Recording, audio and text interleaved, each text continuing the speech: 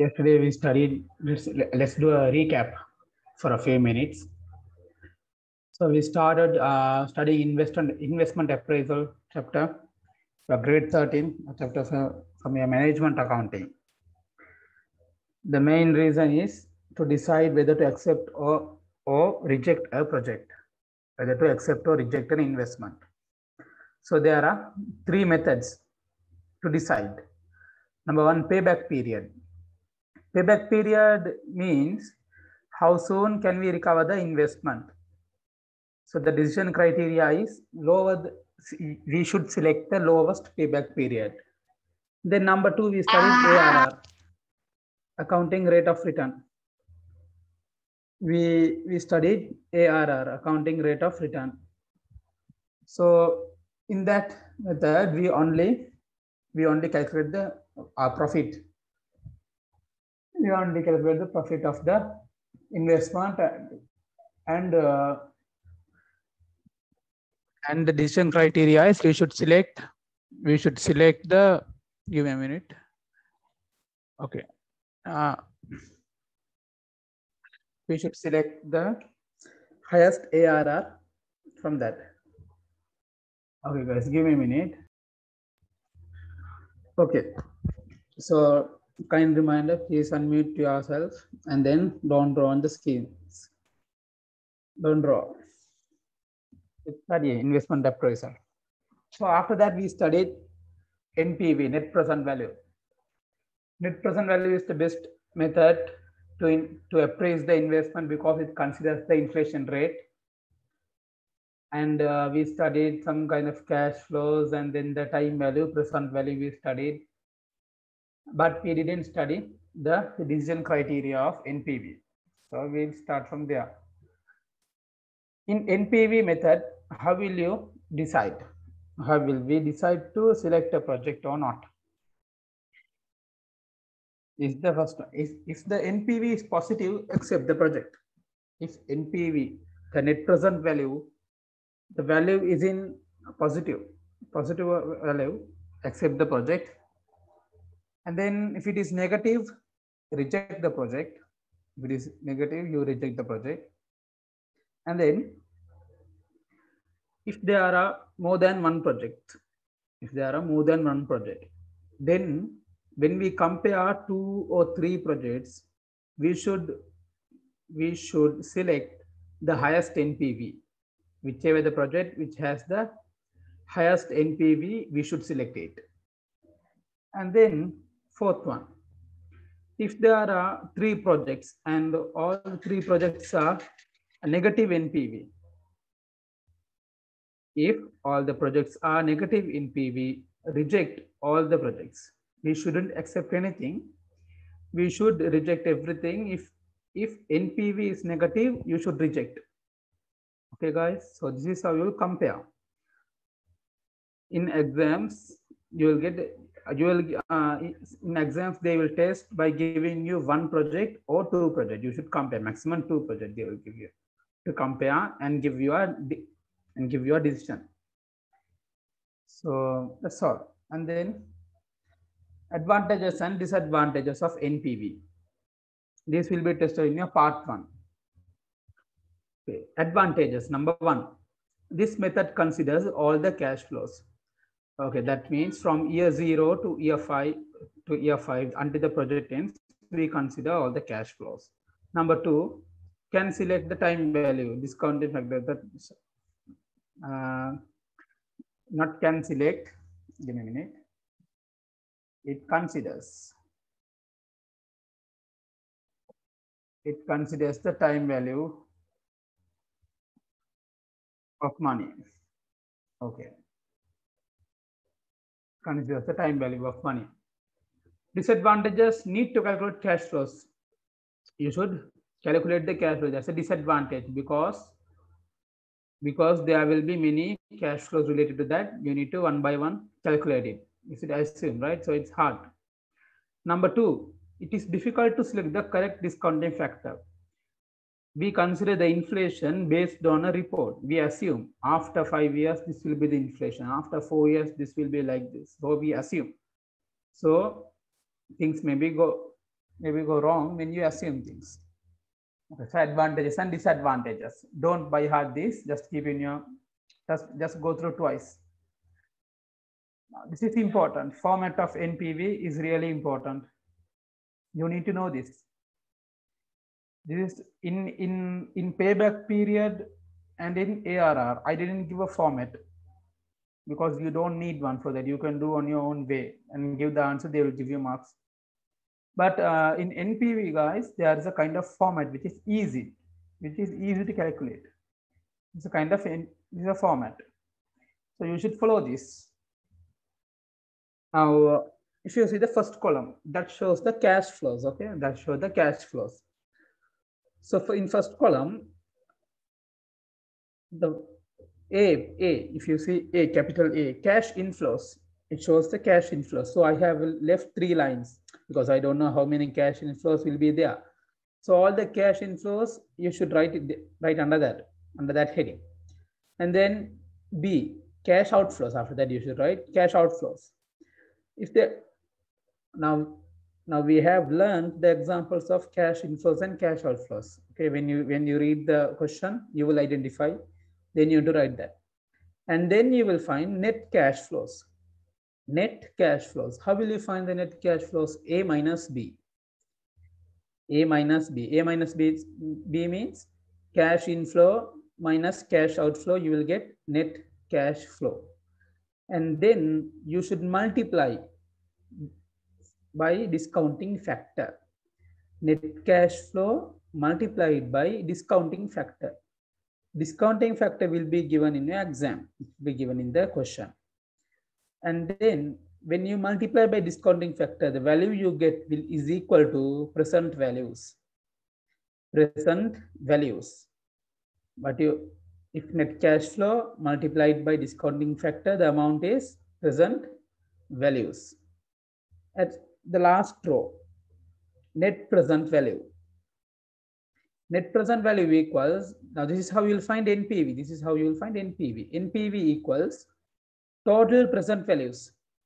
Okay, total present values. That means total present value means, guys, here. Now this is year 1 to year 4, right? So you will add all the amounts here.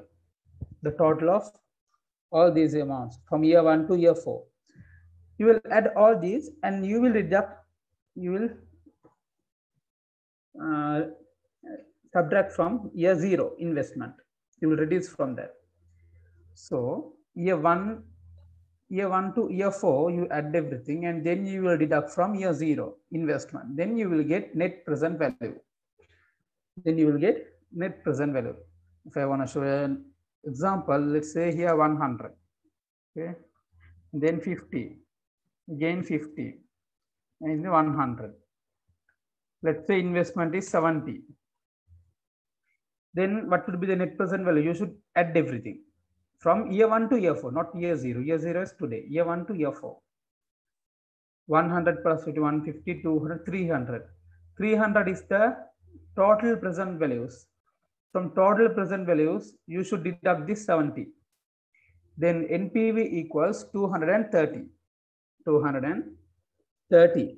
So that is how you will find it. And in this format, the years. So yes. Now I have written only until year 4. If the project is for 5 years, you should write year 5.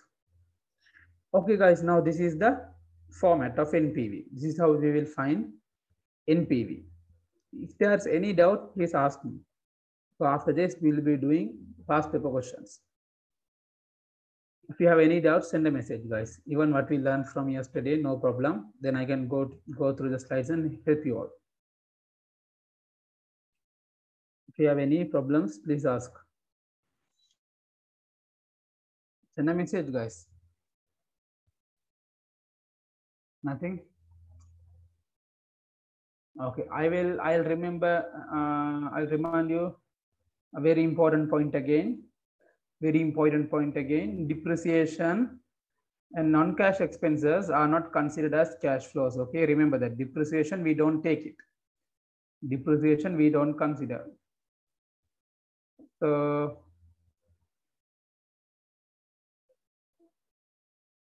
And that's all, guys.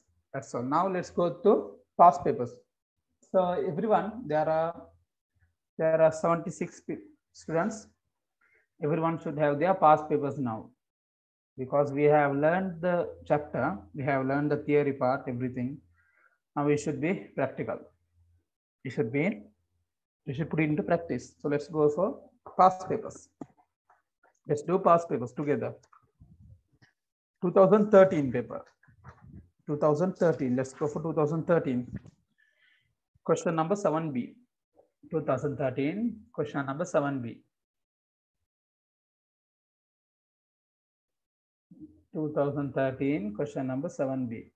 Let's go for that. Okay. So you all can view my Excel sheet, right? Everyone can see now. I have shared the Excel sheet. The recordings and everything will be shared. Recordings and the slides will be shared tomorrow or day after tomorrow after it has prepared. So be there. So please take your past papers. 2012 question number 7B and a pen and paper.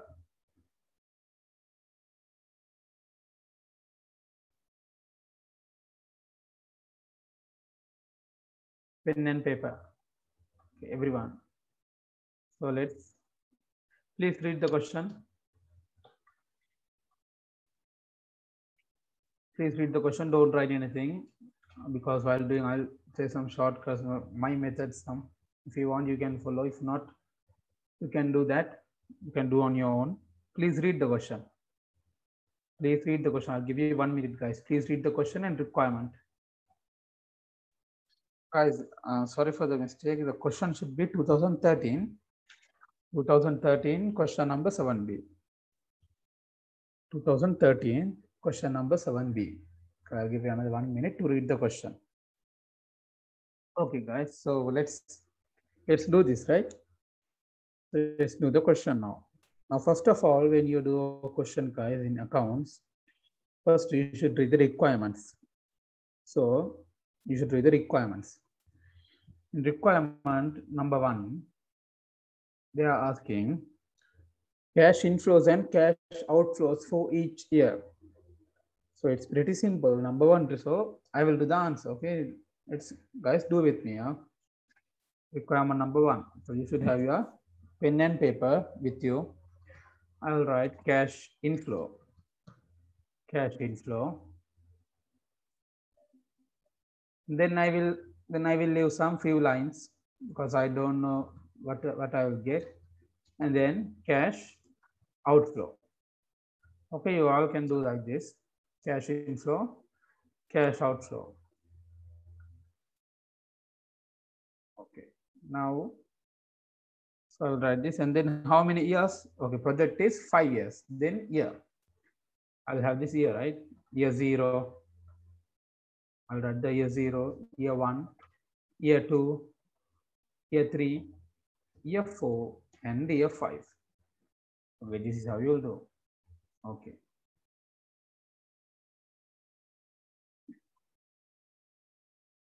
Okay, right? Done. So this is how you will do first. And then next, we will now go through the question. In question, whenever it comes, we will fill in the blanks, right? Fill in the blanks. Something like that. Let's do some fill in the blanks. Okay. A company is considering to purchase a new machine. Okay. Then Roman number 1, information relevant to the machine. Cost rupees 1,000. Now I will do in thousands. I will do in rupees thousands. Okay, that's the cost. They are saying 1,000. What's that? Information. Now we are thinking to purchase this machine. So the cost 1,000 is purchase cost. Let's write purchase cost. You can write this. Okay, purchase cost 1,000. That which we will be doing in year 0. Then useful life, they have given residual value. Why have given residual value? Residual value is a cash inflow at the end of the project, right? Residual value, you will receive that 100,000 at year 5. Residual value. How much? 100. Then annual maintenance cost. What that? Annual maintenance cost. If we purchase this project, if we purchase this machine, we will be need to incurring a maintenance cost of 50,000 annually. So I will write here maintenance cost. You should, it is a cash outflow. Now I will be writing in short forms. You should write in full. Okay, don't write short forms in accounts. Guys, residual value and scrap value are both same, right? Like debtors and trade receivable. Same meaning, same. Residual value, scrap value, both same. Then I have 50 here. 50 until the end of the project. Annual maintenance cost is 50,000, right? 50 everything. After that, Roman number 2, an amount of rupees 250,000 could be saved annually. If you can underline the 2 words, saved annually. Underline in Roman number 2, they have given 250,000 could be saved annually on direct labor cost by using the new machine. If we purchase this machine, an amount of 250,000 will be saved. So that means they are indirectly saying it is a cash inflow, right? It's like savings. So it is a cash inflow. So you can write here, you can write direct labor. Direct labor. You can write like that.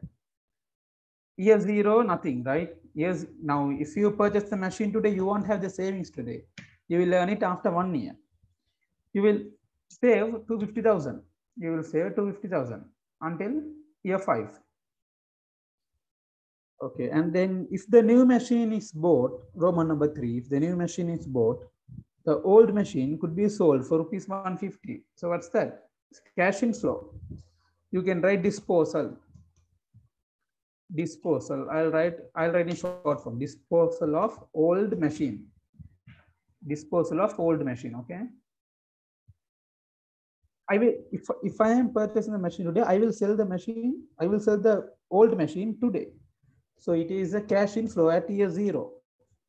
It's a cash inflow at year 0, right? And then discounting factors they have given. We don't need discounting factors right now because discounting factors we use at NPV, right? If you look at this question, discounting factors is given. It is given in the paper.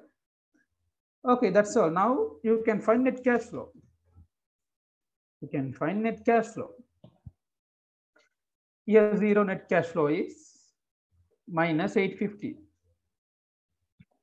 Minus 850. Here 300. 300. 300.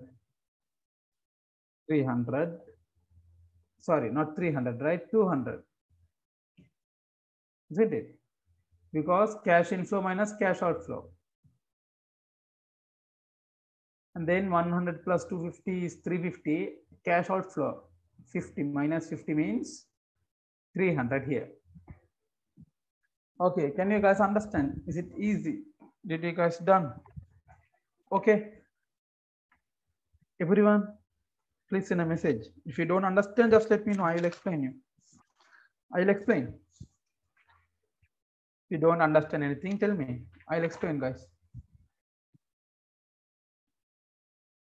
If you don't understand, just let me know. I'll explain again. No problem. I'll explain you guys. Everyone, okay. So requirement number 1 done. Okay, requirement number 1 is done. So now let's go for requirement number 2. What is requirement number 2? Okay, requirement number 2. All right, here. What are they asking? Payback period. So payback period we have learned, right? Payback period. Payback period. So how will we do? I will write here year 0 to year 1. Year 0 to year 1, I will write down like this: year 1, year 2, year 3, year 4, and year 5. Okay. For year 0, what is the net cash flow? You should take the net cash flow. Why do we record cost of the machine? Okay, a student has asked me, sir, why do we record cost of the machine? Cost of the machine, of cost of new machine, you are asking, right? That 1000. Now we are investment appraisal. Now we are planning to purchase the new machine. The machine cost is 1000. So you should take it as a cash outflow. You should take it as cash outflow. Okay, now year 0. Now you should take the net cash flow. If you see what I type, you will easily understand. I'm using short forms. Please don't use short forms. Net cash flow. Net cash flow. For year 0, net cash flow is minus 850. Minus 850. For year 1 is 200. For year 3 is through. For year 2, 200. Again 200. Again 200. And then 300. This is the net cash flow. This is the net cash flow. And then third one is cumulative cash flow. Cumulative cash flow means now payback period, guys. How soon we can recover this 850, right? How soon we can recover this? So still it is minus 850. Still is minus 850.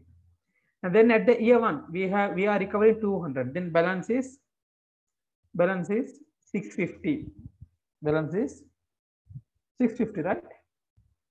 And then again 650 minus 200, 450.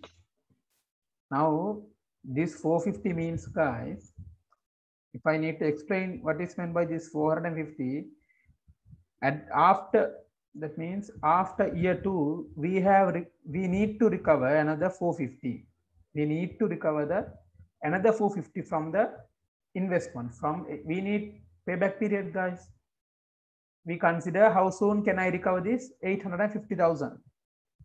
So that's what I'm doing. A minus 850 minus amounts means here in this column, if there is minus amount, that is the amount we should recover. We should recover. So after year 2, still we need to recover another 450,000. Okay. After year 3, we still need to recover 250. Okay, 250. After 4 years, I still need to recover another 50,000. After 5 years, I have recovered everything, and a total of, and excess I have recovered 250,000. Guys, CCF means cumulative cash flow. Okay, cumulative cash flow. Wait, guys, I'll type everything. With cash flow, cumulative cash flow. Okay. Now this is what we have done. Now, what is the payback period? Now, what's the payback period? Now, let's say payback period. Okay. How soon we can recover that? Payback period equals, yes. Anyone, please send your answers, guys. 4 years. 4 years end. Yes, 4 years end. 4 years end. And we need the end. Because after year 4, I still have to recover 50,000. I only need to recover only 50,000. At year 5, I only need to recover only 50,000. But at 50, I am receiving total of 300,000. I don't need 300,000. I only need 50,000. So how will I do? If you see what I am typing here, right? Here, 50,000 divided by 300,000. 50,000 is what I need to recover. 300,000 is what I will receive as net cash flow in next year, right? Into, because 300,000 is for 1 year, right? See, year 4, year 5. It is for 1 year. So this 300,000 is for 1 year, right?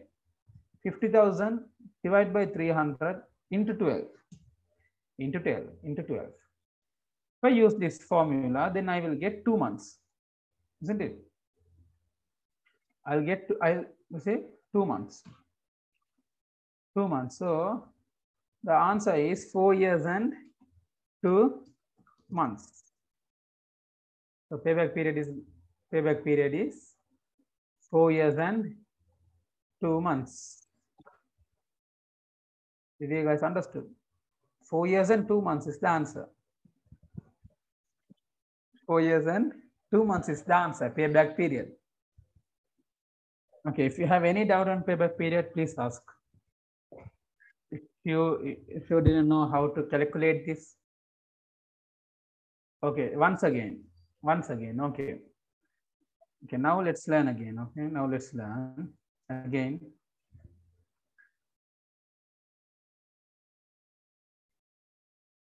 Guys, don't, again, a reminder, please don't worry about the recordings. Okay, please don't worry about the recordings now.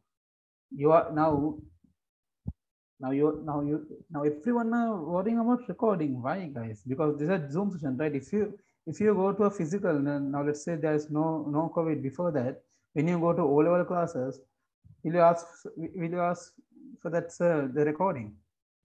No, right? You are there for now, and you know, after that 2 hours, you will not learn it again from that sir, like that. After, if you miss that, then no. No, you know, now nothing. Okay, now if you are in O-level class, after that 2 hour sessions, guys, will you ask sir again to a recording? No, study in that. Okay, you will be fully concentrated on that time. On that 2 hours, you know, if I miss this, I won't get it. So you will be fully concentrated. But because most of the students, because this is Zoom, right? This Zoom session, they'll ask for recording because there's advantages also, because you can listen and then do this question again and again. So you remember, that's good. But try to learn right now, because in the first time only you will understand everything very well. Everything very well. So try to study right now. Okay, then cumulative cash flow. Cumulative cash flow shows, guys, how much we should recover, right? How much we should recover. So how much we should recover? Oh, how much we have recovered? No problem. Now after year 0 cash flow, then minus 850 here. I should recover minus 850. Then at year 1, I am receiving 200. Payback period. We are doing payback period. I am receiving 200. Then I should only recover 650 from my total investment. My total investment is 850. Now, first of all, where did I get all these amounts? Where did I get all these amounts? I got it from here. Cash inflow, cash outflow, I got it from here. Then I did here. Okay. Then after year 1, I still need to recover 650. At year 2, I am receiving another 200. So it will be 450. After 2 years, I should recover 450,000 from my investment. Okay, and year 3, I am receiving another 200. So it is 250 minus 250. So it's minus 250. At year 4, I am receiving 200,000. So then it's minus 50. Now, after year 4, at the end of year 4, I only need 50,000 for my investment, right? Now I invested 850, but after year 4, I have recovered 800,000. Balance is 50,000. So I only need that 50,000. But at year 5, I am receiving 300,000. I only need 50,000, but I am receiving 300,000. So I exactly need, I need to know, guys, what's the exact payback period. In months also you can get it. In months also you can get it. So this is how you will do. Now 4 years and 2 months, 4 years, right? 4 years and 2 months from year 5 after the end of February, I will get it. At year 5, after end of February, I have totally recovered my investment. I have totally recovered my investment. Okay. Now I will do the calculation to do that. Now 50,000 is what I need to recover. But next year I am receiving 300,000. I don't need that. I only need 50,000. Then I will multiply by 12. If I do this, I will exactly get 2 months. 50 divided by 300 multiplied by 12. Okay, guys, did you all understood? If there is any question, please ask. If you have any question, please ask, guys. If there are any more doubts, done. Okay. Now third requirement, number 3. Raj asking for number 3. ARR. Okay, accounting rate of return based on initial investment.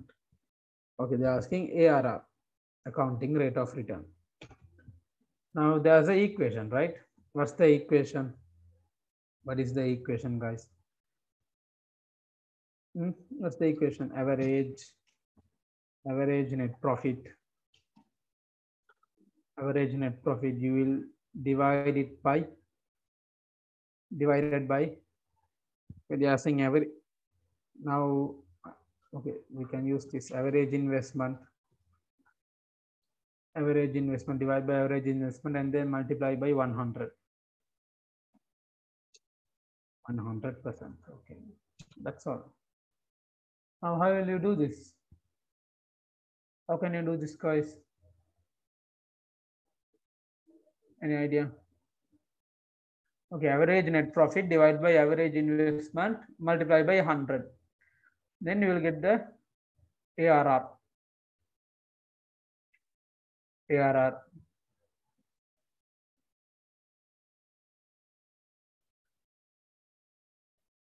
ARR. Then how? Average net profit. How will you find average net profit now? We only have net cash flow. We have only considered the cash flow. We have only considered the cash flow. How will you find average net profit in this question? Now you guys know here net profit, right? Net profit is calculated after deducting all the expenses. After deducting all the expenses. But in this question, in net cash flow here, we haven't deducted only one expense, right? What is that? We didn't. That means now here see we have deducted maintenance cost, and then we have deducted maintenance cost. A maintenance cost related to that machine. But we haven't deducted an expense which is related to this machine. We haven't deducted that from this. What is that? We haven't deducted an expense related to that machine. Now, if you take a machine, what is the expense that you will compulsory calculate? Number 1. In O levels and A levels, you have learned that. Good. Depreciation. You haven't calculated depreciation. Because depreciation, guys, we didn't. Now in here, in cash outflow, I didn't write depreciation, right? I didn't write this. Depreciation, did I include it? No, why? Because depreciation is not a cash outflow. It is an expense, but not a cash outflow. We only consider cash flows here, only related cash things, cash. But here we are talking about net profit. So from net cash flow, if you deduct the depreciation, you will get net profit for the year. You will get net profit for the year. You will deduct. If you see here, I will deduct depreciation now. I will deduct depreciation. I'll deduct the depreciation.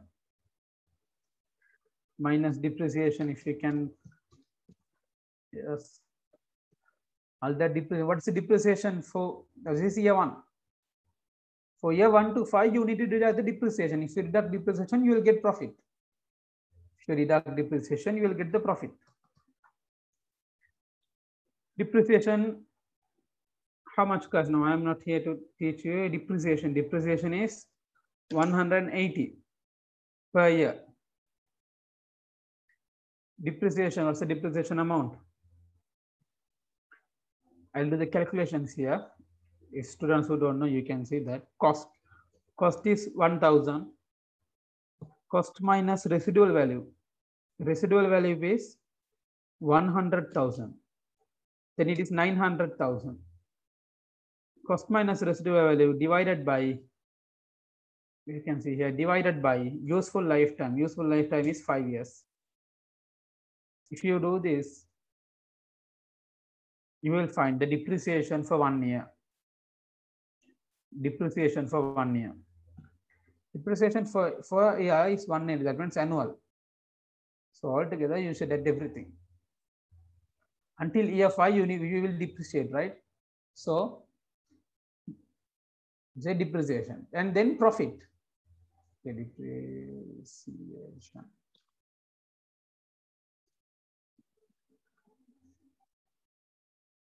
So guys, please calculate the profit. Calculate the profit now. Profit from net cash flow, you need to deduct the depreciation, then you will get profit. Net cash flow minus the depreciation. So net profit is 20,000 per year. Net profit is 20,000 per year. So net profit is 20,000 per year. What's the total net profit then? Total net profit is 200,000. For all these 5 years, the total net profit is 200,000. How will we find net profit? From net cash flow, you should deduct the depreciation. That means non-cash related transactions. Again, from net cash flow, deduct non-cash related transaction, then you will get net profit. Okay, so depreciation is the non-cash related transaction here. So total net profit is 200,000. How will you get average net profit? Average net profit, guys, how much? Total profit divided by number of years. Total profit divided by number of years. So total profit is 200,000. Number of years is 5. Number of years is 5. So 200 divided by 5 is 40. 40,000 is the average net profit. Can you guys understand or not? Yes or no? Tell me, guys. Yes or no? Everything is connected. You need to concentrate. So 40,000 is average net profit. And then divide by average investment. Okay, average investment.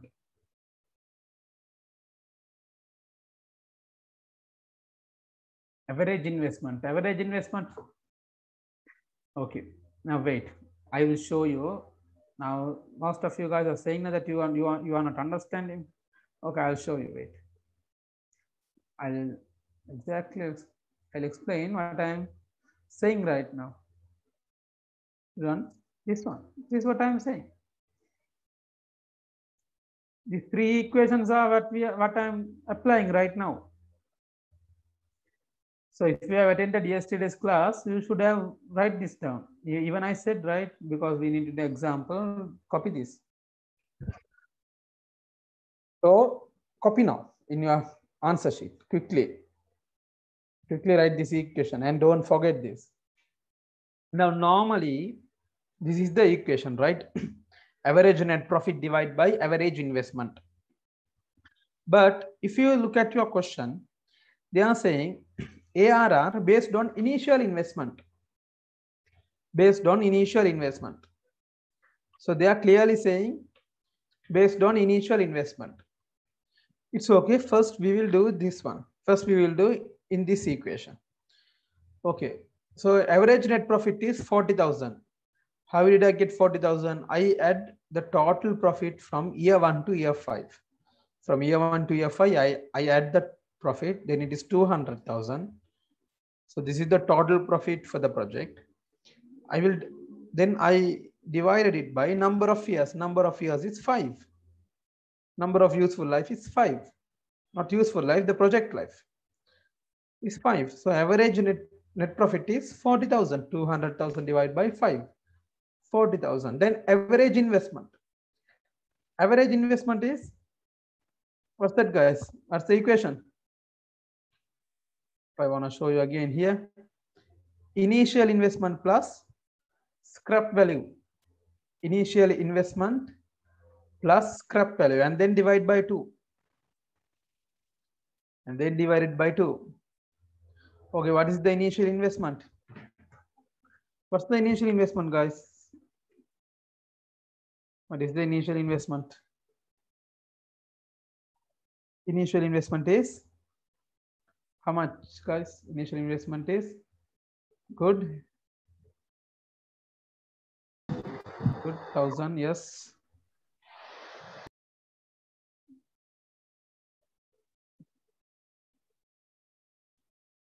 Good, initial investment is 1,000. Yes, initial investment is 1,000. With 1,000 plus residual value is 100,000. Then 1,000 plus 100, 1,100 divided by 2. 1,100 divided by 2. Then average investment equals 550,000. 550,000.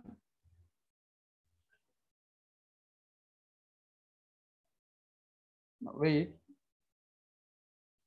Initial investment.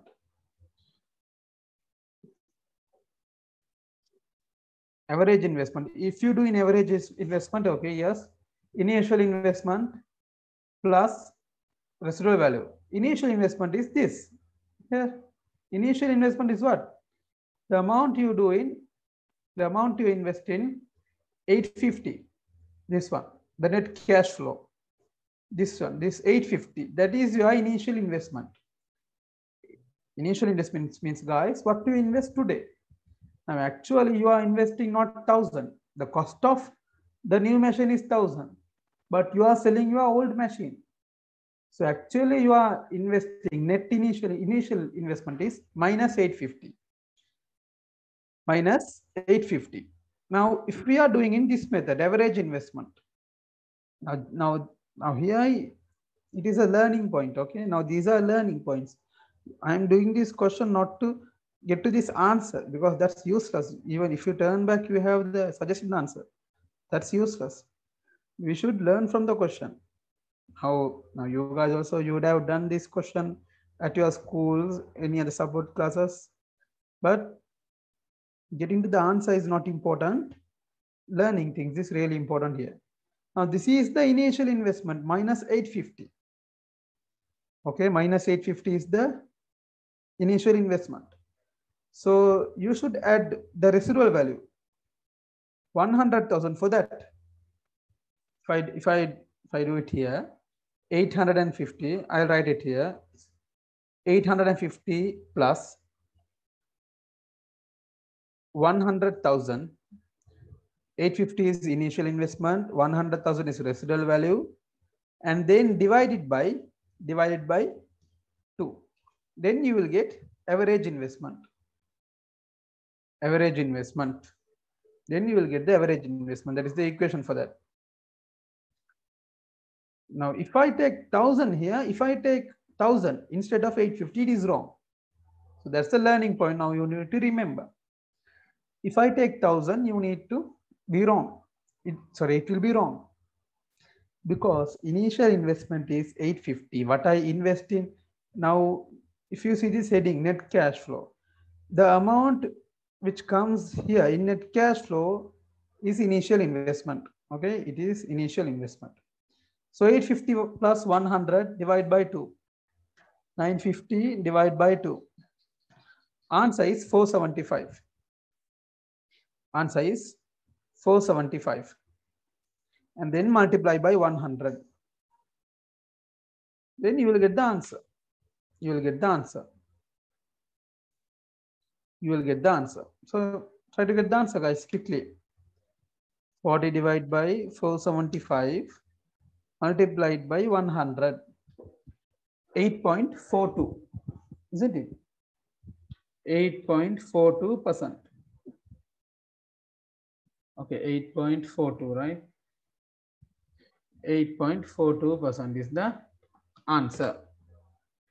8.42% is the answer.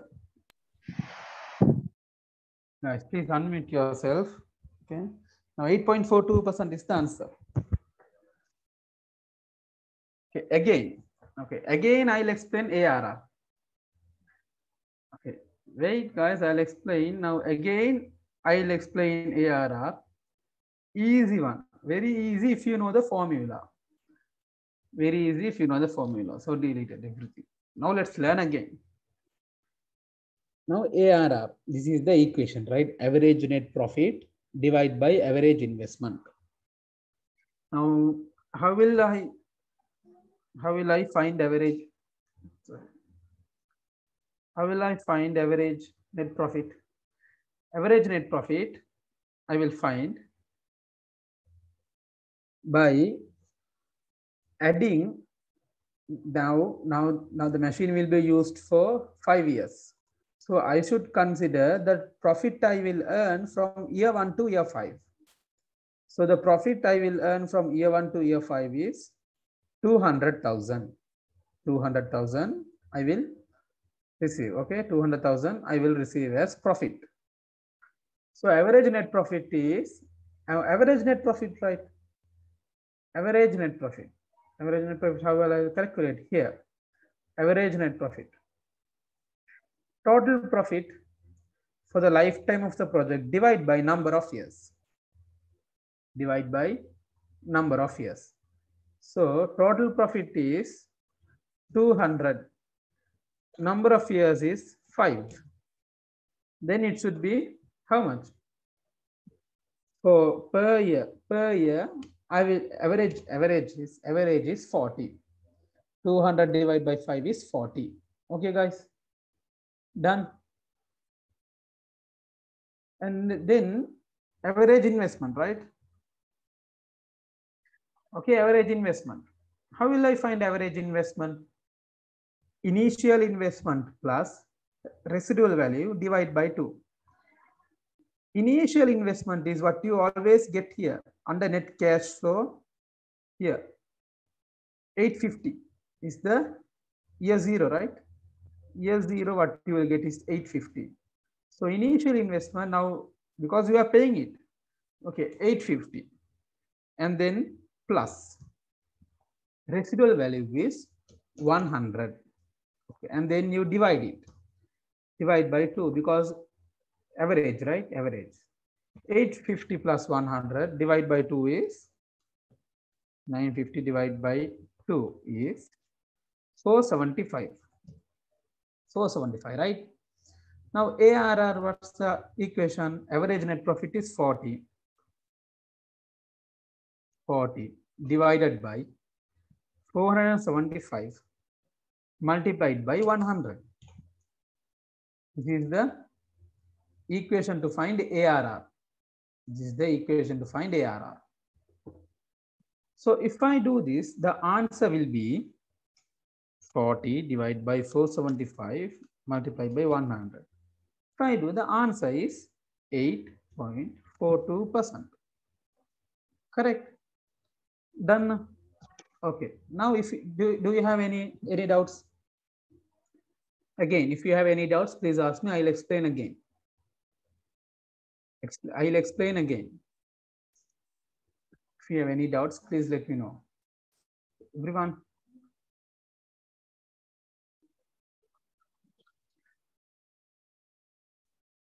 If you have any doubts, please let me again.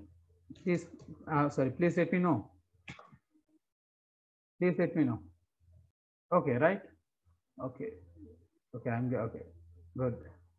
Now, okay. A student is asking, sir, shouldn't we take 850 as a minus amount? Shouldn't we take 850 as a minus amount?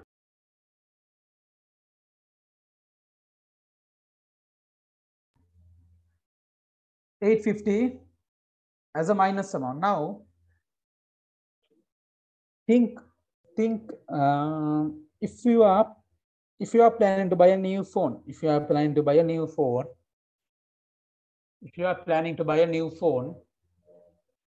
it is 1000. Now I will write here.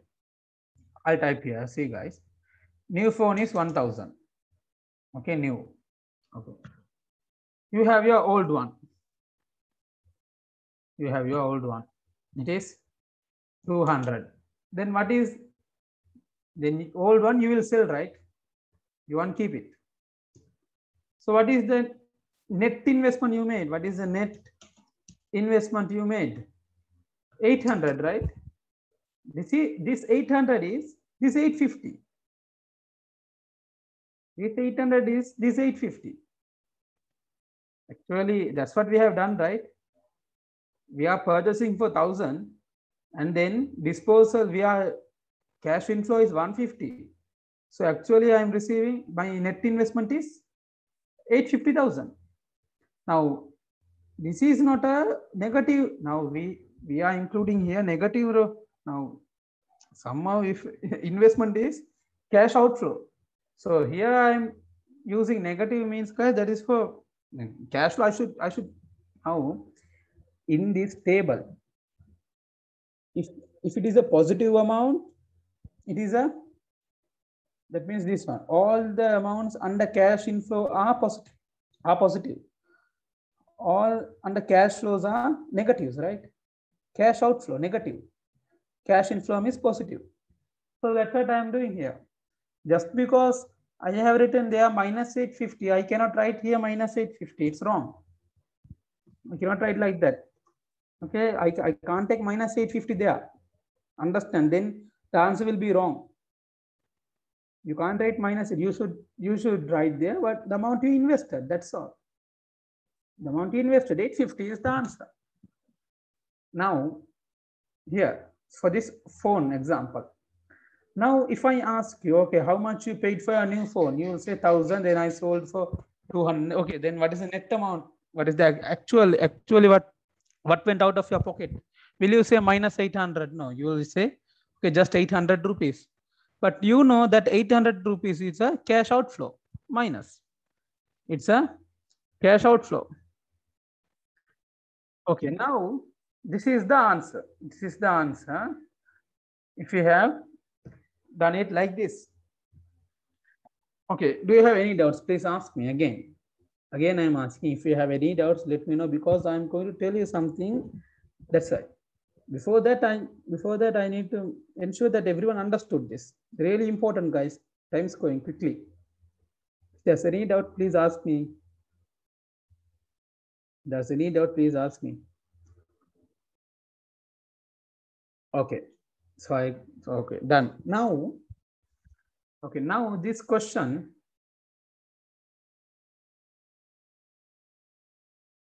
Okay, Muhammad, I have explained twice. Time is going, bro.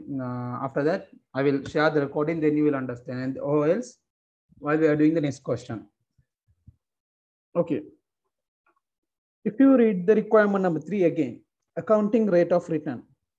If they have given only calculate accounting rate of return without the wordings in that brackets, use this equation. Average net profit divided by average investment multiplied by 100. Use that. But within wordings, they have specifically said, right? Now, this is a learning point. Very important point. Within wordings, they have said, based on initial investment. Based on initial investment. Now, we have calculated this answer based on average investment. So average investment is different. If I want to say you guys, average investment is different. Okay. Initial investment is different.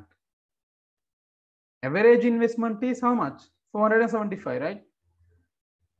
Average investment is 475. If you put it in this equation, 475. But initial investment is how much? Initial investment is how much? Please in the message. Initial investment how much?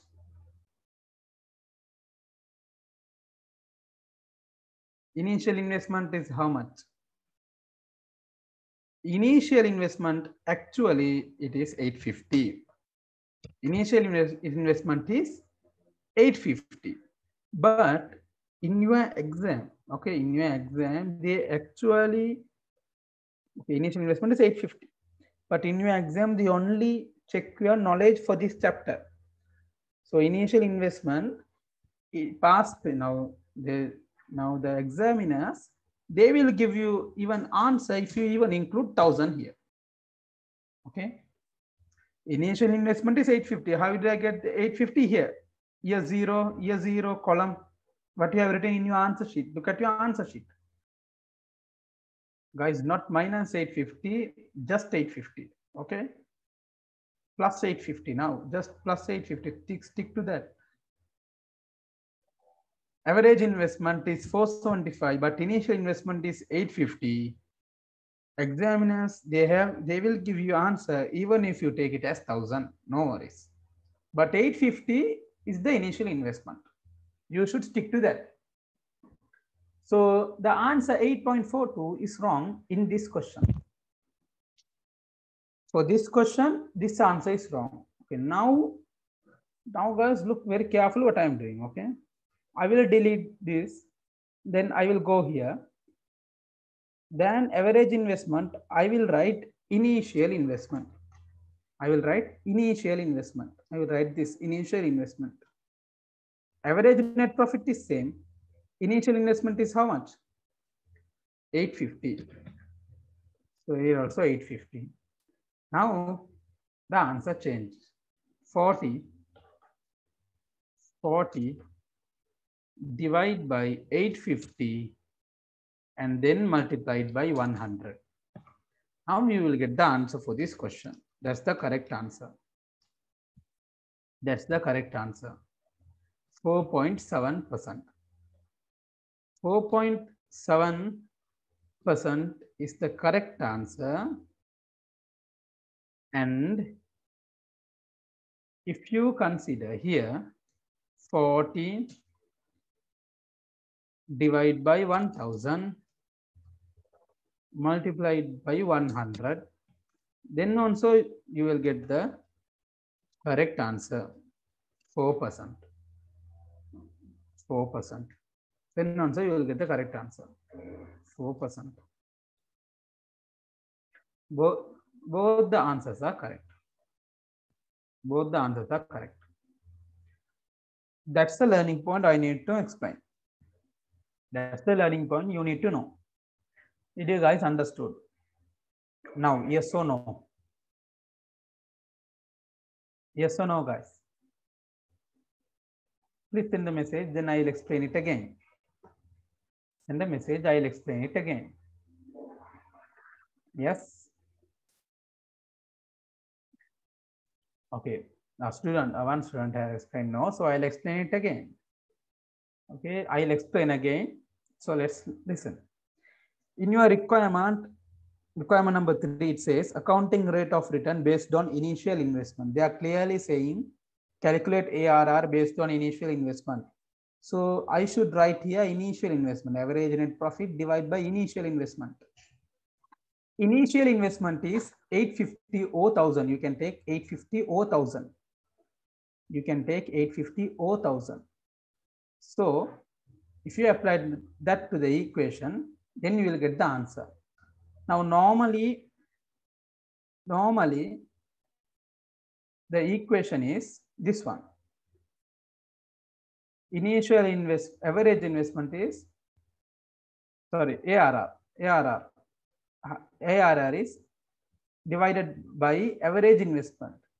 But if you look at the question, they clearly say that it is based on initial investment. So you can't use average investment. You should use initial investment. That's the answer. That's all. Done.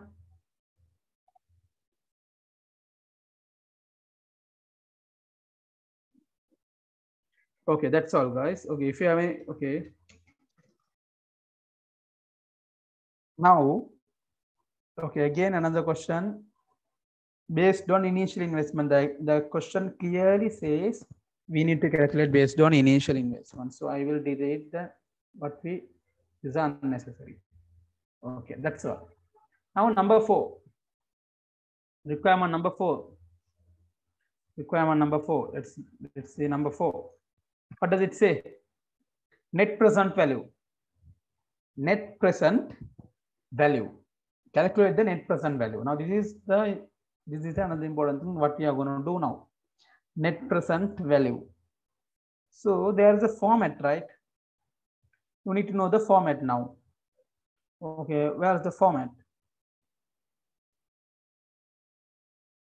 Now this is the format.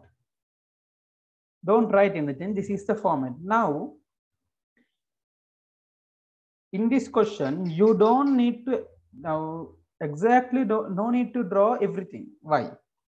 Because if you look at requirement number 1, if you look at requirement number 1, you have done until net cash flow, right? You have done until net cash flow. Until net cash flow, you have done, isn't it? You only need to do other 2 things: discounting factor and present value.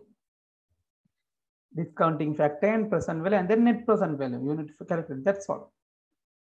Now I will show you an easy way. No need to draw everything. I'll show the easy way. You can draw 3 columns. You can draw 3 columns. Then here I will write year. Okay, guys, year. Okay, year. And then cash flow. Sorry, and then discounting factor. Discounting factor, and then present value. Present value. That's all. Present value. Now I will write year 0 to year 1. You also write with me, then you will easily understand year 1.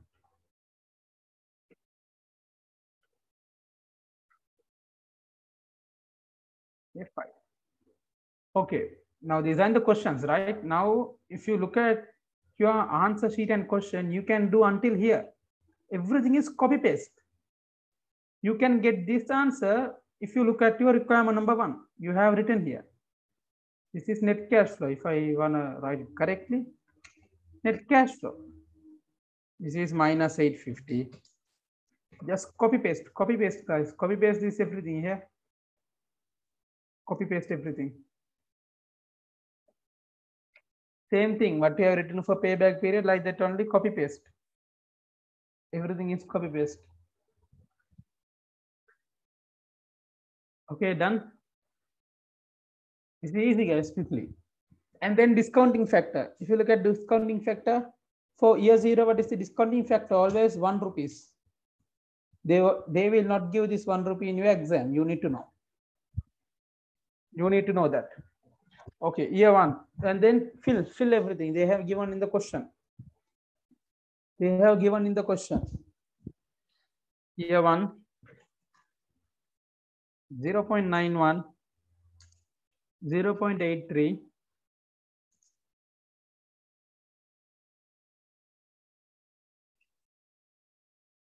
so until this, it is just copy paste, right? Just copy pasting. Now we ended the yesterday's session by doing one of this question. If I want to show you again, we ended by doing this one. This same thing, right? A simple example, same thing, right? Here, cash flow, discounting factor, present value. How will you find the present value now? Multiply cash flow and discounting factor, multiply now. You guys do that. This is how you should do. That's all. Only in this table, first 3 columns are copy and paste. Only 4th column you need to do. Done, everyone? Okay, right? Done? Okay, good. Now, easy way. I'll show you the easy way to calculate net present value. Net present value. Okay, guys. Net present value equals, take the total of this column and write it here. Take the total of present value column, then you will get net present value. Send me the answer. Net present value answer.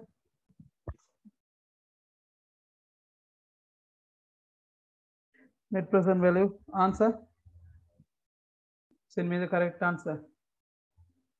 Net present value, guys. If you hear the word net, that means it is a difference. Okay.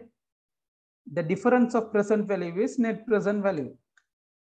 Yes, net present value answer. Yes, good, correct. It is not. If I write here 30, is it correct?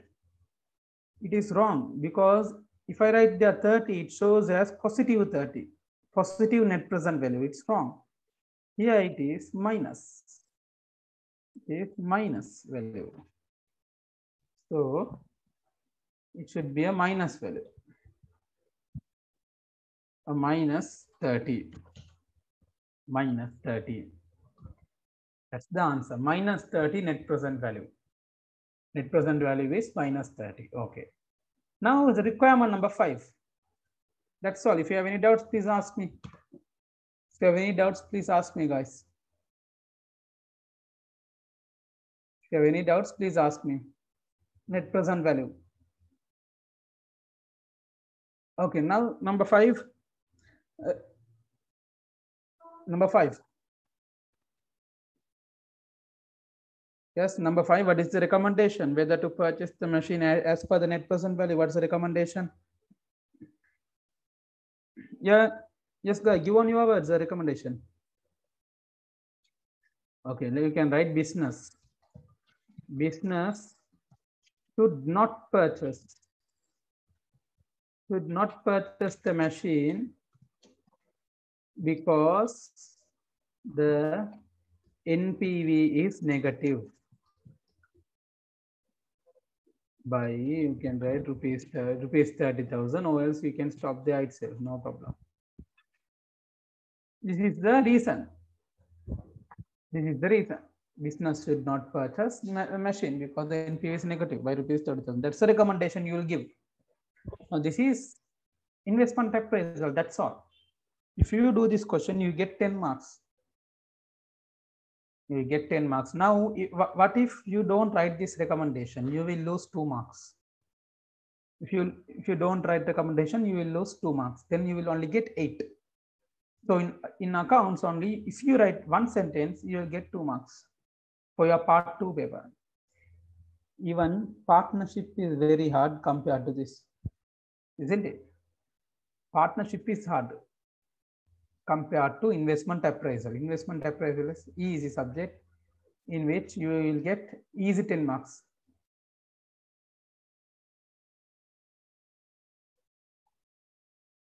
Okay. Now the decision criteria of NPV. What is the decision criteria of NPV? I will show you again before doing another question at last. See.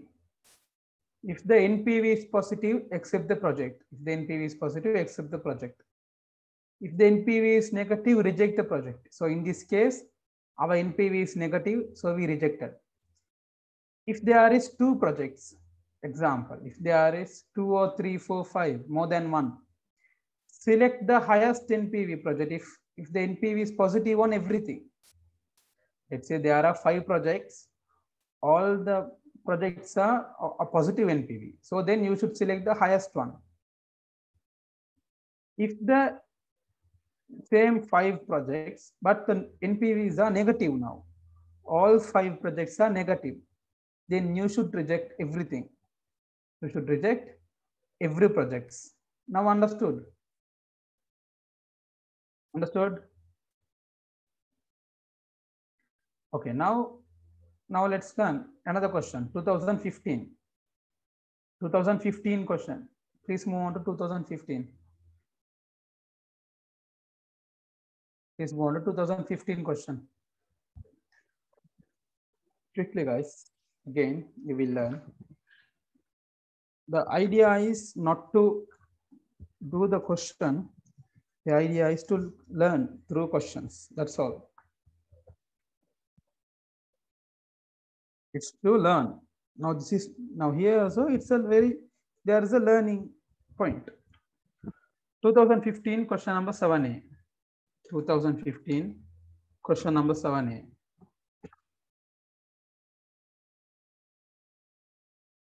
Question number 7A. Read the requirements. Read the requirements. First of all, read the requirements. The requirements are, okay, I'll give you, let's say 1 minute, guys, not 1 minute, 30 seconds. Quickly read the question. Read the question and the requirements. Okay. Now, in this question, you can do everything together, right? The total cash outflow, showing each item. So if you read the requirement number 1, initial total cash outflow, showing each item included separately. Guys, if you read it carefully, read very carefully for 5 marks. The first 3 words are really important. First 4 words. Initial total cash outflow. That means they are asking for year 0, right? So you see the answer. So hope everyone can see the Excel sheet. Yes, okay. They are asking for year 0. Year 0. In items separately. They are asking separately. Okay. Now what are the separate? Okay. Companies plan to start a printing press. They are planning to purchase a printing machine. So before purchasing, they are doing this. Okay, purchase price. So they are asking, clearly mentioning purchase price. You also write, guys, with me. Purchase price. I am doing in thousands. Rupees 1,000. Okay, purchase price is 2,000. And then site preparation. Do we add that site preparation? Site preparation. Okay, RA. Okay, expenses 200. Add that to the cost. And then installation charges. Installation charges. That's also 300. And again, they are asking what are only the cash outflow for year 0. And then after that, the expected residual value and useful life.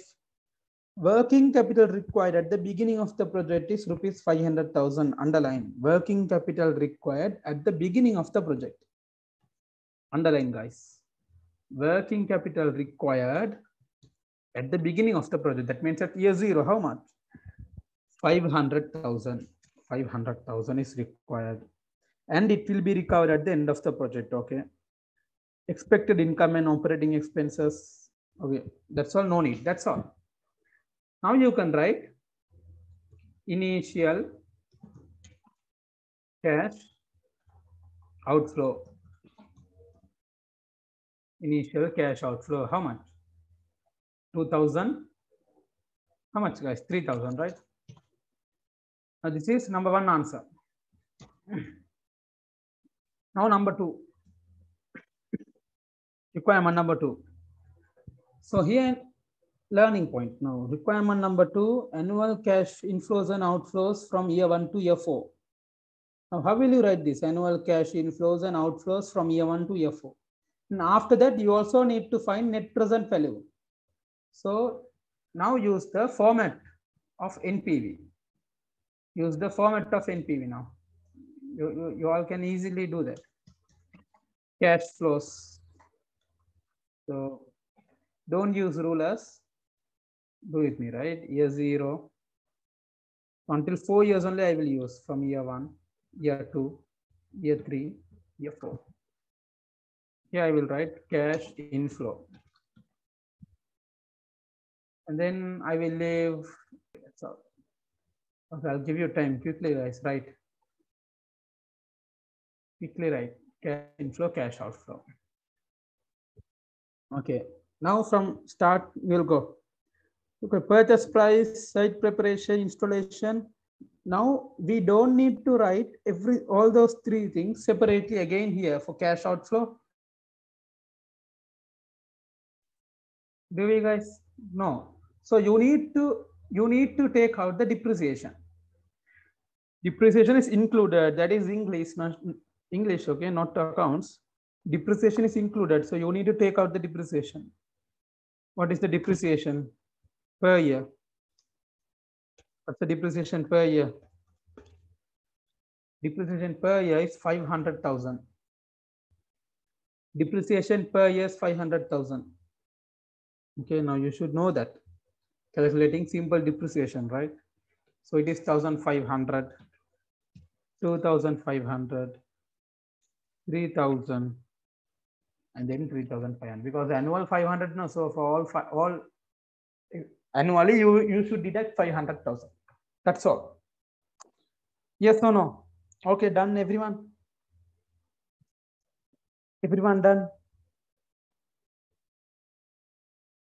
Guys, do you guys understood or not?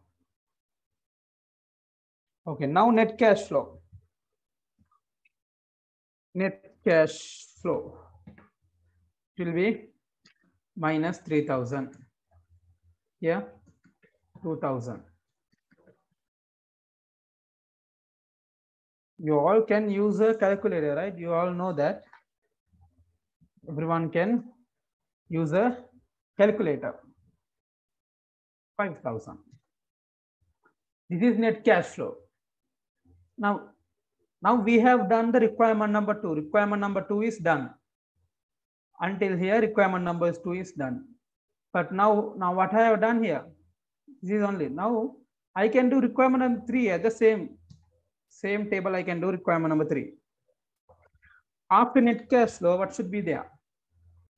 Net cash flow. Okay, yes, I should write discounting factor, right?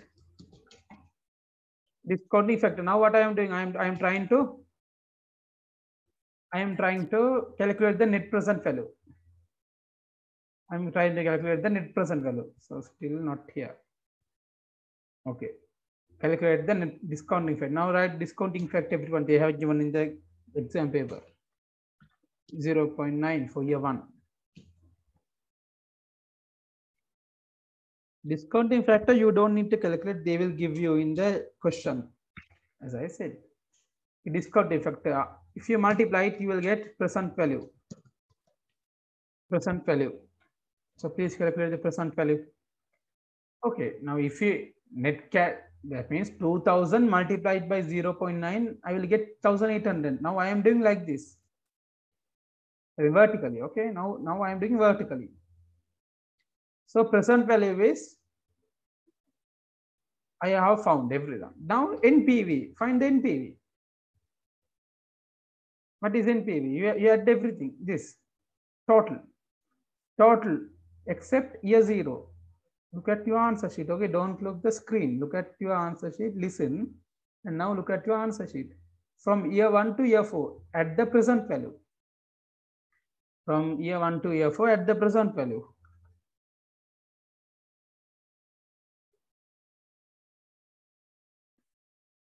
$8,500. 8,500. From that, you should deduct. Yes, you should deduct the year 0. Deduct 3,000.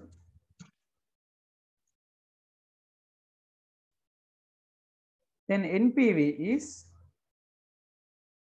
net present value is 5,500. 5,500. Good.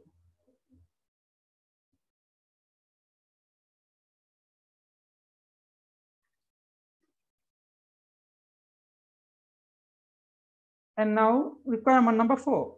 So you see in this same format, we have done everything, right? Requirement number 2 and requirement number 3, everything done in the same flow. Okay, now write the requirement, the recommendation. Requirement number 4. Requirement number 4, recommendation. Write your recommendation on the viability, present value. Yes. What will you write? The machine, yes, could be purchased because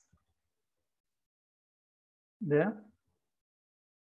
NPV is positive.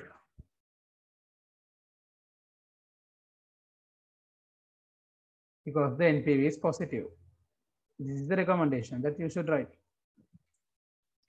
If you do everything, you will get 5 marks. Easy, very easy 5 marks. Guys, now again, if you, okay. Everything done now. Now I'll explain how to calculate the depreciation. Because, okay, depreciation, right? Depreciation. Students, depreciation. Now learn again. Learning point, you will learn, always you will learn. Another thing. Cost, what is the cost of the machine? Cost of the machine is here until these 3. Requirement number 1. This is the cost of the machine, 2,500. 2,500. Okay. Now what is the scrap value? Scrap value is 500. Scrap value is 500. And then divide by useful life. Useful life is 4 years. This is the, if you find, if this is the equation, then depreciation per year is 500,000. From operating expenses, we should deduct depreciation. This is the learning point. Very important learning point. When you are in a hurry, you will miss this.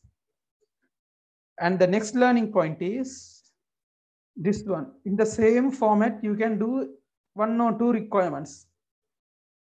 In the same format, you can do 1 or 2 requirements. That is another learning point. So that's all. Okay, that's all. Now, another question, 2016, because there are a few more learning points. You will learn this if you attempt the questions, not by learning theory. 2016, last question. 2016, last question. Guys, what I am teaching is what you can do in exams. What I am teaching is what you can do in exams. Okay. 2016, question number 5A. 2016, question number 5A. 2016, question number 5A. Okay. Requirement. See, in this also requirement, guys, schedule comprising cash outflow, cash inflow, and number 2 is net present value. So you can clearly do in the same format, right? Clearly doing the same format. Now, even without reading the question, I know I can do this the same format. So what should I do? Now, first of all, now you know how to do this question, but listen, there are some tricks to save times. Now I know that by reading the requirement, I can do this. So now I will look how many years. Okay, 5 years now. Then I will draw 6 columns. I will draw 6 columns. Don't use rulers. By 6 columns. Now I will, no, 7 columns. 7. I will draw 7 columns. First to name. Okay, cash flow. Year 0. Year 1. Sorry, year 0. Year 1. Please draw with me quickly.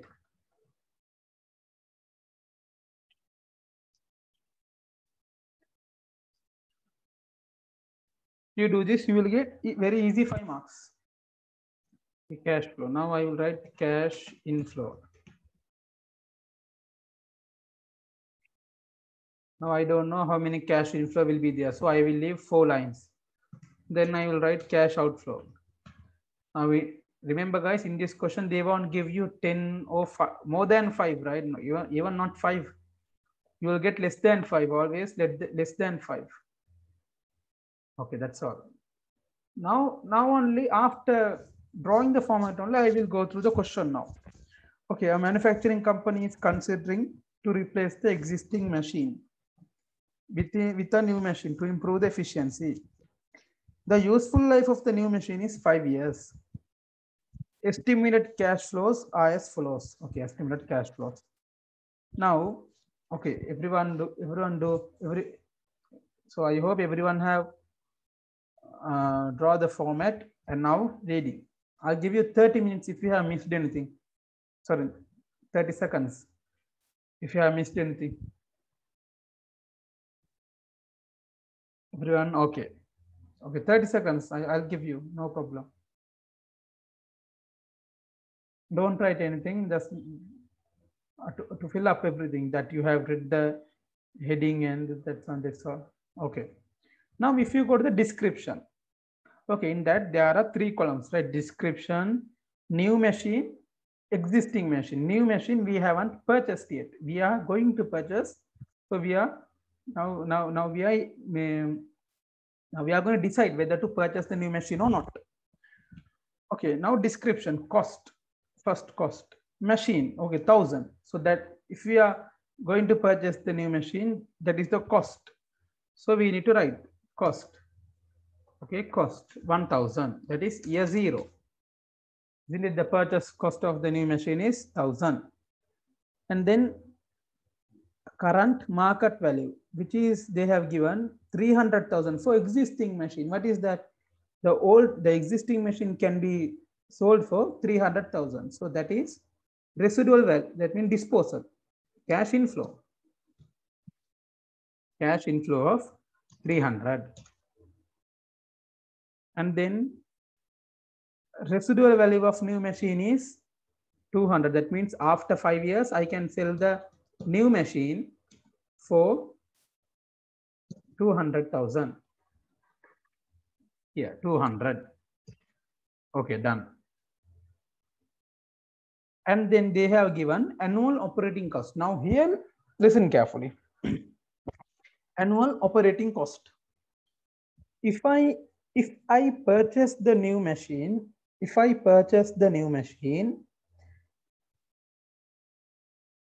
the annual operating cost for year 1 is 100. If I purchase the new machine, annual operating cost is 100.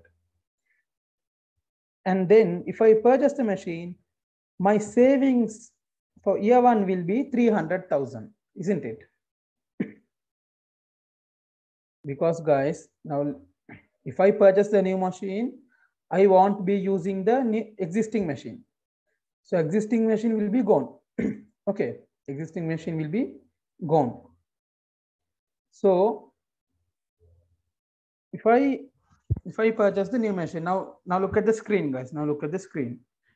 Look at the screen. I am writing annual operating cost. Okay, annual operating cost. Now, if I buy the new machine, I need to incur some costs. Okay, for year 1, 100, year 2, 100, 120, 120, 140. Okay, now listen carefully. There are some learning points here. So if I purchase the new machine, I need to incur this. Now, if I purchase the new machine, would I need to if I purchase the new machine, the costs I incurred for the old machine are savings now, isn't it? It is savings. So I will write here savings. Savings. For year 1, how much will I save then? 300. Okay, I will do only 300. For year 2, 300. 320. 320 and then 360. Now I can do this in another way. I'll explain it for you.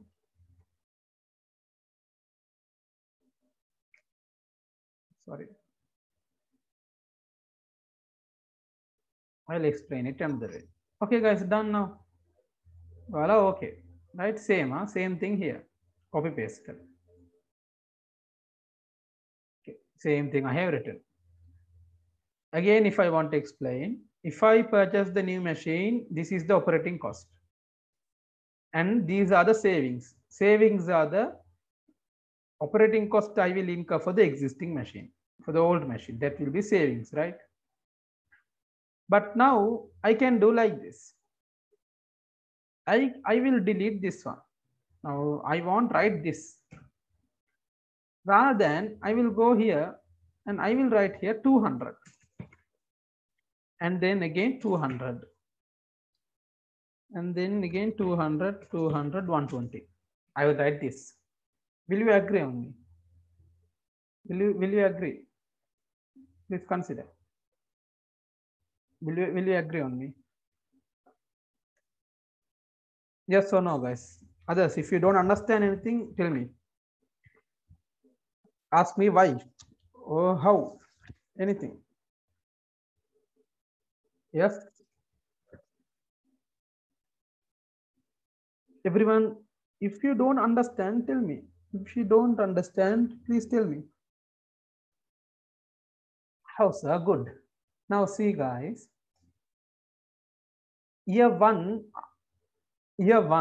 in this old one, okay? Here, so if I buy the new machine, my savings is 300. But I will need to incur an operating cost of 100 for the new machine. This is for new machine, right? These are the savings of old machine. But what is the net? Sorry. What is the net amount here for year one? What is the net amount? What is the net amount here? I will get net savings. If I say something as net savings, see guys, 200. Rather than putting 300 and 100 here, because now why am I doing that? Because both are same, right? Here also I am talking about operating cost. Here also I am talking about operating cost. That's why I can do like this. Rather than putting 300 here and 100 here, I'm putting only 200. Okay, I can't do that for other things. I can't do take this 200 and substitute for this. Not like that. Understood? Because I'm talking about same cost. This is the cost for new machine. This is the cost for new machine. This is for old machine. So I can simply only write the savings, the net savings. Net savings is this one. This one, 200. The difference between new machine and existing machine. Did you guys understood? Yes or no, guys? Everyone, please send a message. If you don't understand, please let me know. I changed it now. If you don't understand, please let me know. Yes. Everyone understood. Everyone understood. Okay. That's all. Okay, then fine. Okay, and so operating cost also done. And after that, after the table, if the new machine is purchased, an additional working capital of rupees 280,000 will be required at the beginning of the project, and it will be recovered at the end of the project. See, they are clearly saying working capital is required at the start of the project. How much? 280. And it will be recovered too. They are saying it will be recovered too. Okay, working capital. Again, I am writing the same working capital. It will be recovered at the end of the project. That means at year 5, I will receive it 280. I will receive the 280. Okay, and after that, and then required rate on that means required rate means discounting factor, and that's all right. Now I will write here net cash flow. Okay, net cash flow is how much now? Net cash flow how much, guys? Minus 980, isn't it? Minus 980. Minus, okay, then you all find it. Yes. You will calculate the net cash flow for other things.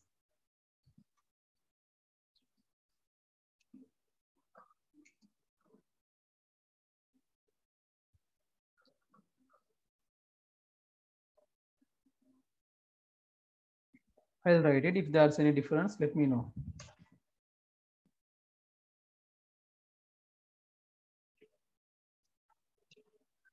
Okay, so this is the net cash flow.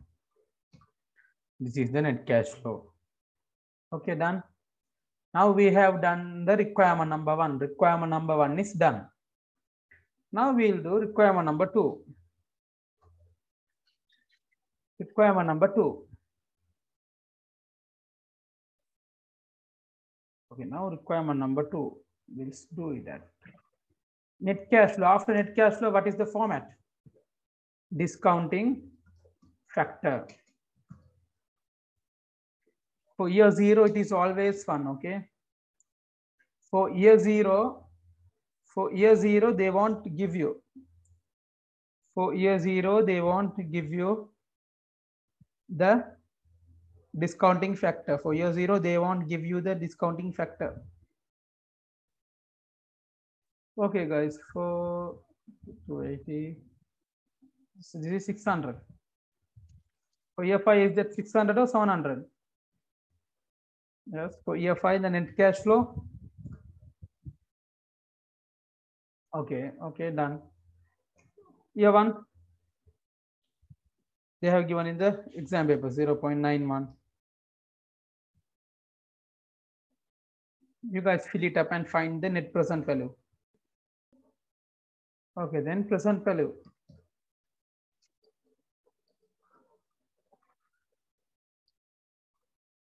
Present value.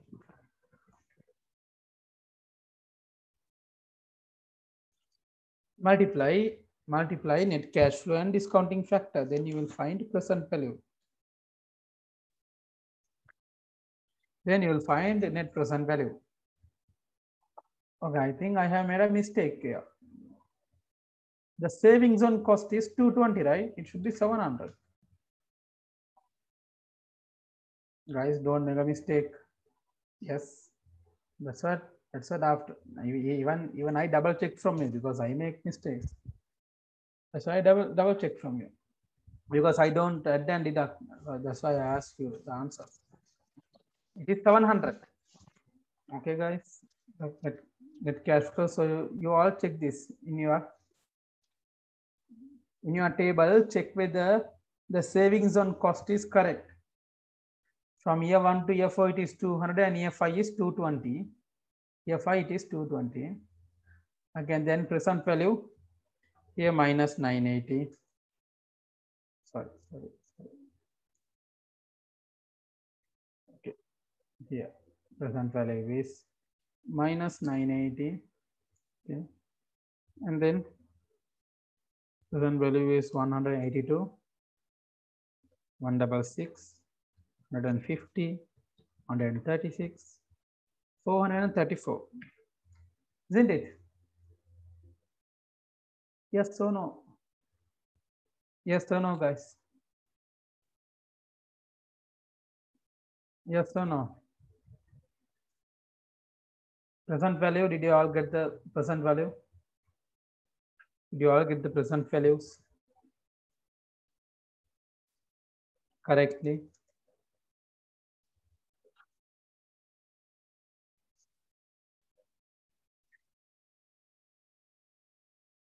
A student has asked, why don't we consider the depreciation? A student has asked, are we not deducting the depreciation from annual operating cost? Are we not deducting?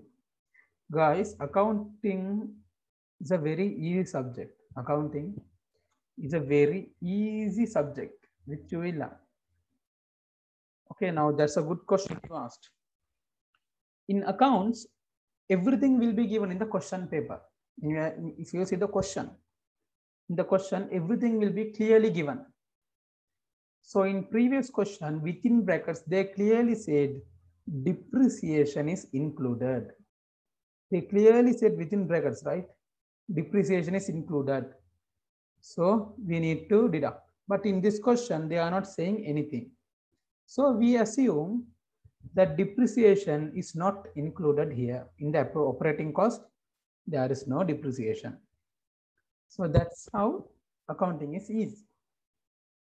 If you remember in the first question we did, in the first question, ARR within brackets, they clearly said, right, based on initial investment.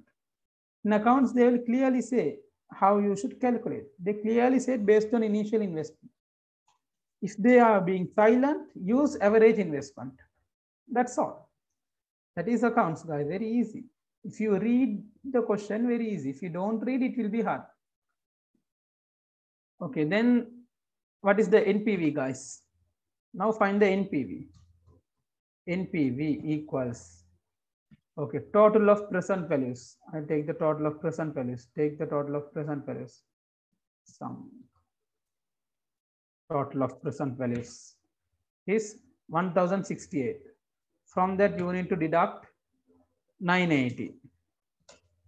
Then NPV answer is, yes, 8,000 is the NPV.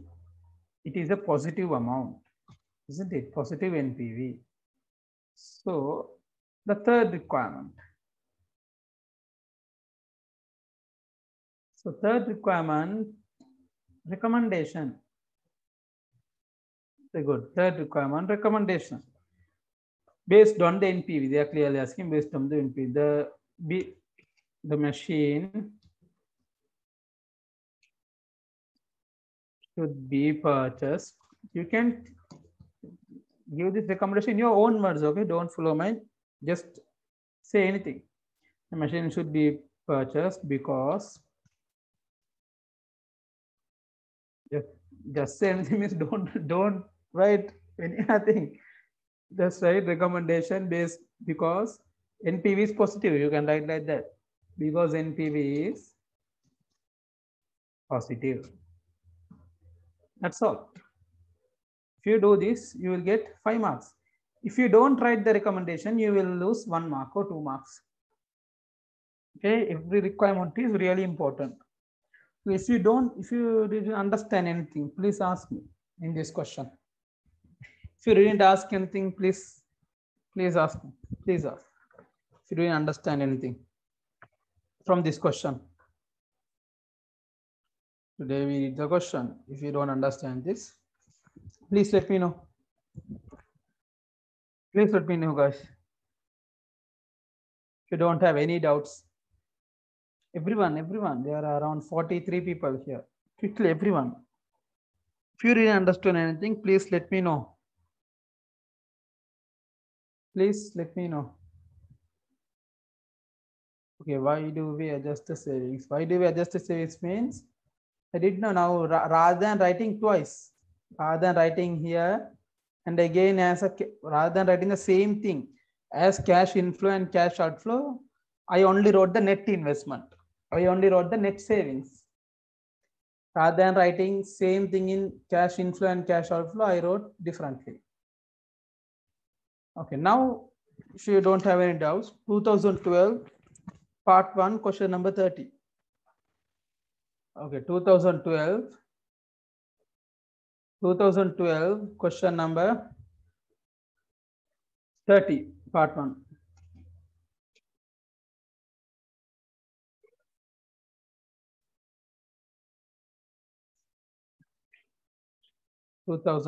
Question number 30. Okay, now we will see how they will check in the. They will check in part 1. Okay. Which of the following items are included in estimating the cash flows of a new project? Of a company. Now these are very crucial marks. Okay, 50 marks in your MCQ, solid 50 marks. Okay, 50 marks, half of your A. Half of your paper answer marks is here. So at the end of when you are nearing A levels, before 3 to 4 weeks, focus on MCQs very well. Because in MCQs, answer is front of you. You only need to know how to find it. Okay, which of the following items are included in estimating the cash flows of a new project of a company? Items are included in estimating the cash flows of a new project of a company, guys. Okay, what should I do? Yes, cost of acquisition of machinery project included or not? Okay, let's see. Included or not, guys? B, depreciation on this machinery, not included. Expected residual value of this machinery, yes. Residual value we took as cash inflow. D, operating costs to be incurred due to the new project. See, that is a cash outflow. Cost incurred to carry out a market survey on the project. Underline the last one, E. Cost incurred to carry out a market survey. Now, market survey is a sunk cost that is not affected for this. Now, we did part 2 questions, right? In that thing, we don't ever consider market survey. That is a sunk cost because that cost won't affect. Okay, now, as I said yesterday while explaining, a traveling cost to purchase a new home in Nigambu will not be added to the cost of that is not considered. Okay, what's the answer then? ACD. ACD is the answer. Okay, number 2. Okay, number 2. That's the answer. See, guys, very easy things. And wait. Okay. 40. Question number 42, 43 is a very good one. Question number 42, 43. 42 and 43. Really good one, guys. Try on yourself. Not now. Related to investment appraisal. Very good question. Part 1. So try to do that. And now let's move to 2013. 2013 question. And in this 2013, I want to do about that. Wait else, but you know the question number. No. So 2013, you have some. No, 2013 also not done. 2014. Let's go. Let's move on to 2014.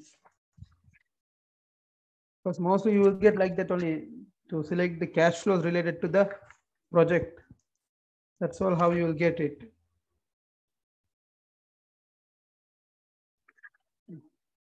If you don't get questions in part 1, probably in part 2 you will get a 10 marks question for that. Okay, then let's do 2014 question number 50.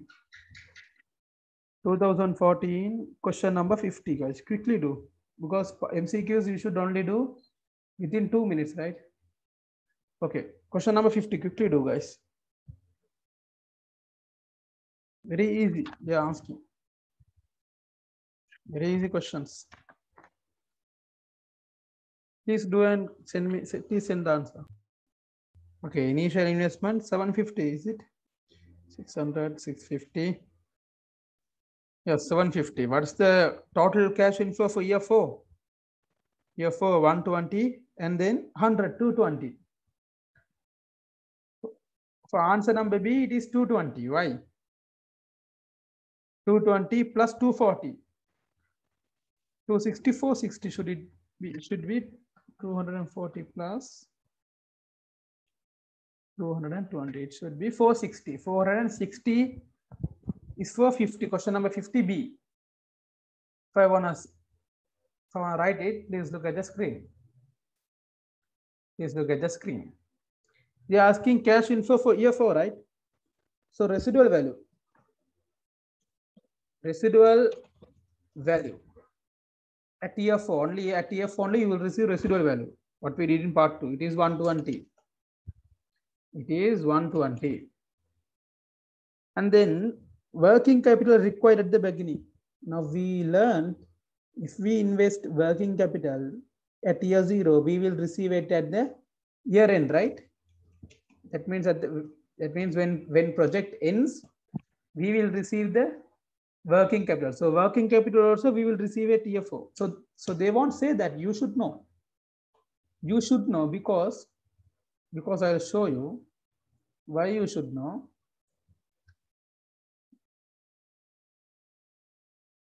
Here, this one. Assumptions in cash flow estimation. We studied yesterday. Working capital is invested immediately, and at the end of the project, it will be recovered. Because assumptions you should know, I said no, go through twice, that's all. So working capital will be recovered at the year end. And then if you see the last one, annual expected cash flow. So annual cash flows are there. Annually you will get cash flows too. How much? 240. 240. So total cash flow at year 4 is, I think 460, right? 460. So this is the answer. So understood, guys. Now everyone, if you understand, please let me know. I'll explain again. Please let me know. I'll explain again. They understood? Please let me know. I'll explain again. Okay, what is the initial investment again? Okay, good. Purchase price 600, 650. Yes, good.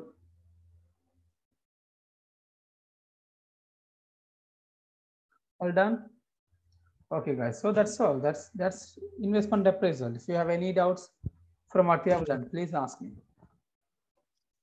We studied the chapter and then we even did 3 past paper questions, right? We did 2013, 2015, and 2016, I guess. Yes. We did 3 past papers, guys. These are really easy questions. These are really easy. Now, some of you would have learned it today. You would have learned it today. That means yesterday and today, right now only. Or some of you would have learned in schools and found it hard. So this is what I'm saying, guys. You should learn now. You should start to study, because the exam is nearing. The exam is near. Exam is near, and then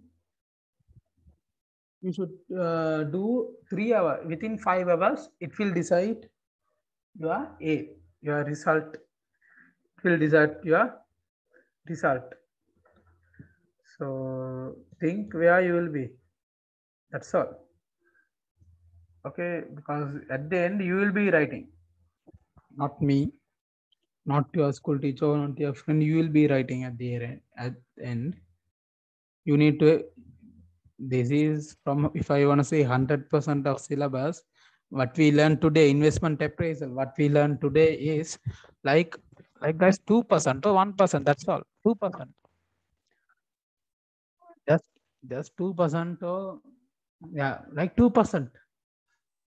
Balance 98% you should learn. That means something like company accounts, partnership, absorption costing, then pay sheet, everything, cash flow statements, accounting equation, right? Now, if I want to say the real thing, guys,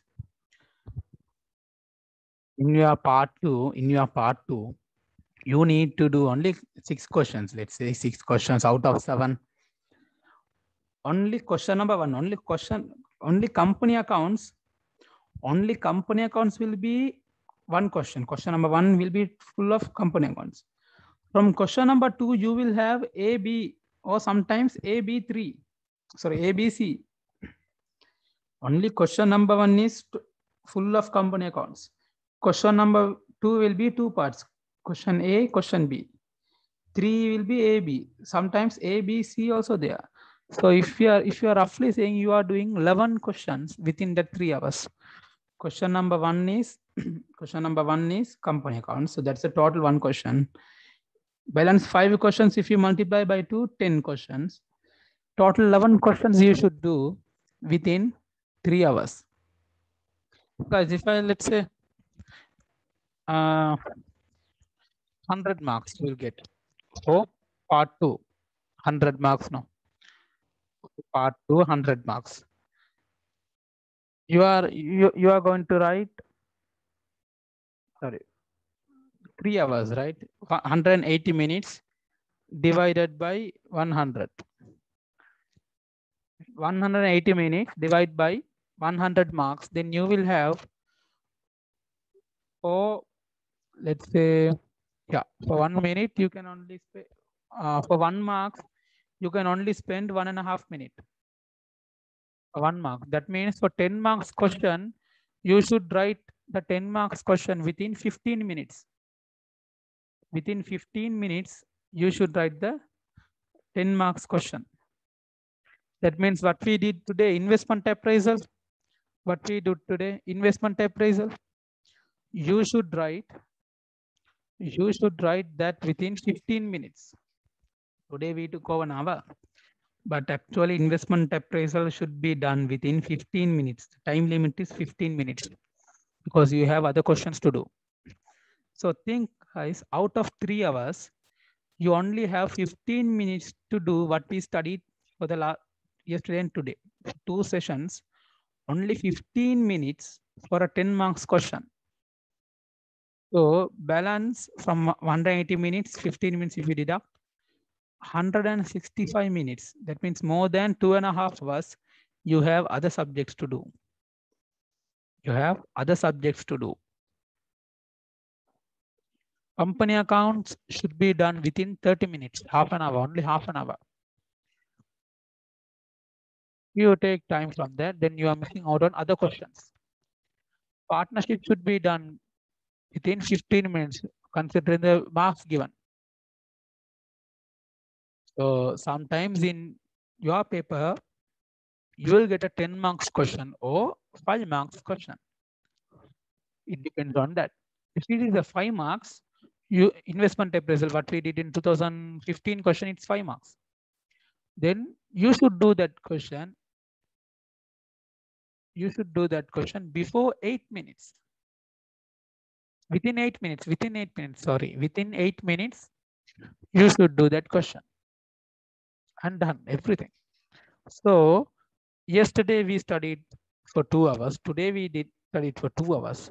So 4 hours of studying only investment appraisal, you will write that within 8 minutes in your final paper.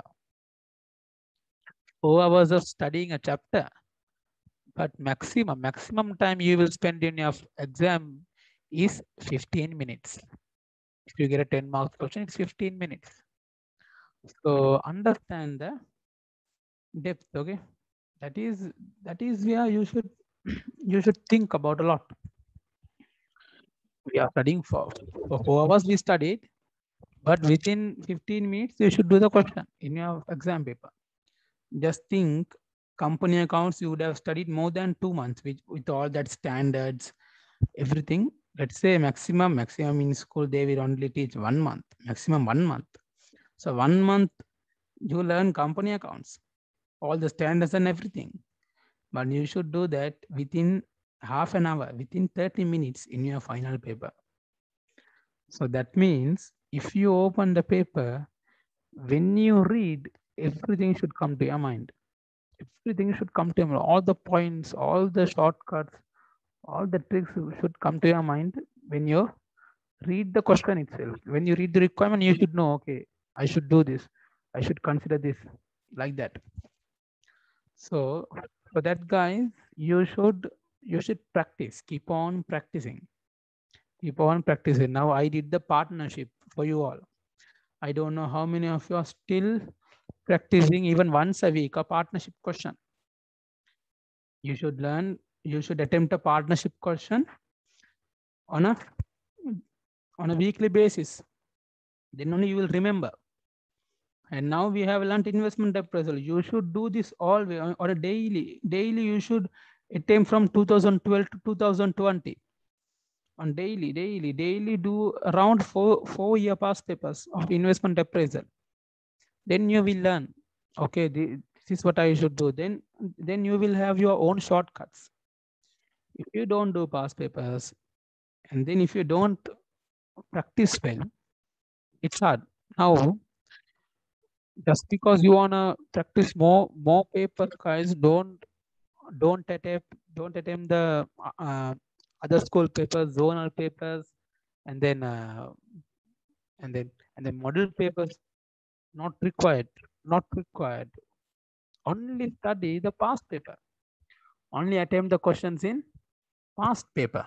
That's enough for you all. If you from 2020 paper to 2012, that's like 11 years past paper. Yes, 11 years past paper. Or 10 years probably, let's say.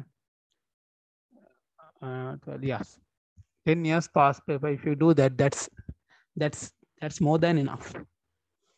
From 2012 to 2020, do all the investment appraisal question. Then you will understand everything very well.